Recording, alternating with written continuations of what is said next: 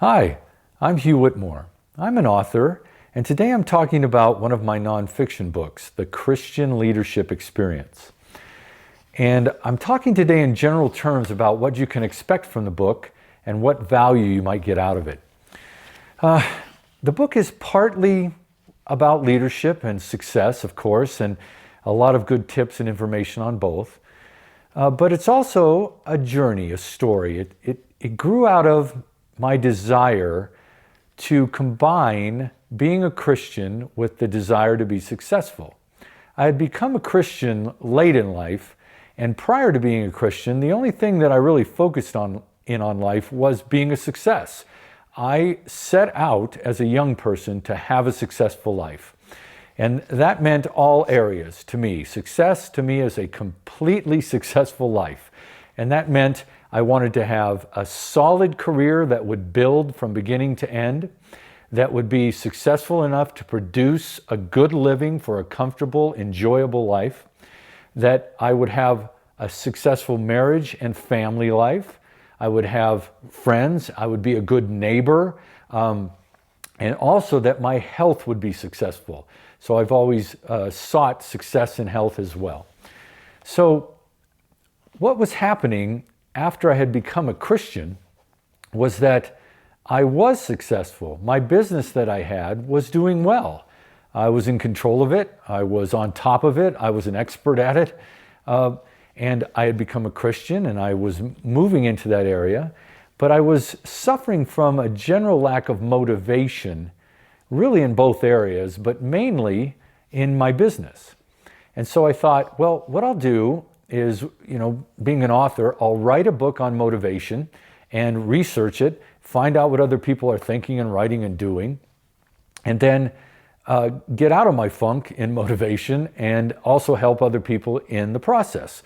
So at that time, I had an assistant in my business, a lady who was quite well connected socially to successful Christian people. So I thought that I would have her do interviews with these people and find out from the actual people who had lived success as Christians, how they managed it, and then what I could then learn from them and pass on through the book. Well, so she set out to do it and had a great number of interviews with some very successful people. For example, people right off the top who you'd think of as successful, CEOs making $1 million salary and investors making tens of millions of dollars, a real estate developer, a doctor, owners of family businesses that had been in the family for generations, pastors of churches, but also other people, business owners, a restaurant owner, a PhD, just various different people who had success as a main goal in their life and were very conversant on success. And so, for example, there was even a couple of people who taught success as a living, consultants and a person who worked in an institute of success. So it was really quite a group of people that were all Christians, all successful, all knew the faith well, and all could pass on information on both to people. So the way this turned out then is that I found through all of this that it was interesting how the pursuit of faith, the Christian faith, turned out to be highly correlated with success in a profession or a career. So the pursuit of faith turns out to be a basic skill in the pursuit of success in what you might call the real world. And so that's how the book ended up getting into the shape it was, which is it's woven together with how to find God and find success, and that these paths are parallel. They work together. And not only do they work together, one corresponds to the other. It was actually a brilliant find, I thought, in life. And I hope to bring it to people in the Christian leadership experience. So that's in general what you'll get out of it. A lot of very knowledgeable people, very successful, and opened their hearts as Christians to teach other people how they could be a success. And it all ends up in the book. And so just to give you some idea, I have a list here, sorry for the notes, but on some of the chapter headings and some of the specific things you can expect. So for example, on the faith side, finding God. How do you find God? Maybe you're a beginner in the faith. Maybe you need a tune-up in your faith. Finding God, how people find God, bringing yourself closer to God.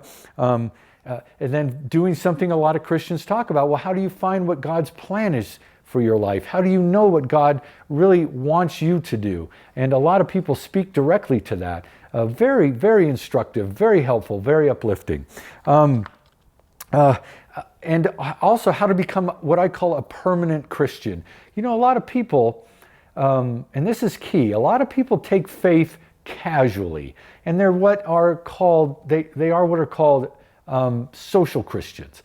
But these successful people proved, I think, without a doubt, that it is fully seeking success in both the knowledge of the faith and the knowledge of your area of success in life. These two things tie together and work synergistically to elevate you to great heights in the world. And I really think that's true. And I think that's a key to the book and something you'll find. Now, on the success side, we answer a lot of questions, and it comes again from the horse's mouth, from these successful people. Are leaders born or made? And if so, how are they made? What does it mean to be a born leader? Those things are discussed in the book. We work on producing for you how you can produce for yourself, a leadership resume, so that you can, if you're uncertain about leadership, you can look back on all of the history of your leadership and tie things together and look at your patterns, because leadership is a skill unto itself. And this is something I always told my daughter when she was young, what you think of when you're young is you'll be a leader later in life. I'll do something later. I'll get out of college, or I'll get out of high school, and I'll do this certain thing. But I always told her, you can be a leader right now. You can lead right now and be an expert in something, even if you're very young. So the leadership resume teaches you how to define and recognize your own leadership skills that you've already shown in your life, how to link them together, and how to be a success.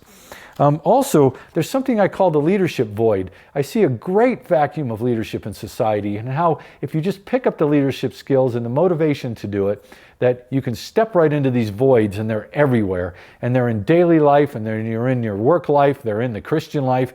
There's a void for leadership. Leaders are needed. Okay. Oh, there's also a great section on the personal qualities and the personality characteristics of leaders. A great area, because these Christian people who are leaders were very forthcoming about themselves, and like Christians are, because Christians tend to be very, I don't want to say proud, but they're very confident, but they're also very humble, and they're aware of their flaws and weaknesses. And that's a great thing about Christianity. It's like the Bible is a huge self-help book, and it also makes you realize your flaws and weaknesses, but that you learn to be humble about them, because you know that they're in other people as well, and you can help people once you've improved yourself. Because there is an old saying, there's no saint like a reformed sinner, and I fall prey to this too, where once you get a bad habit out of your way from adhering to the social principles of Christianity, you tend to be a little bit, cocky about it, like, well, you should just not do this. But at one time you were doing the same thing. And so these people really impart, and it's in the book, a great leadership technique for both overcoming your own shortcomings and then helping others do so too.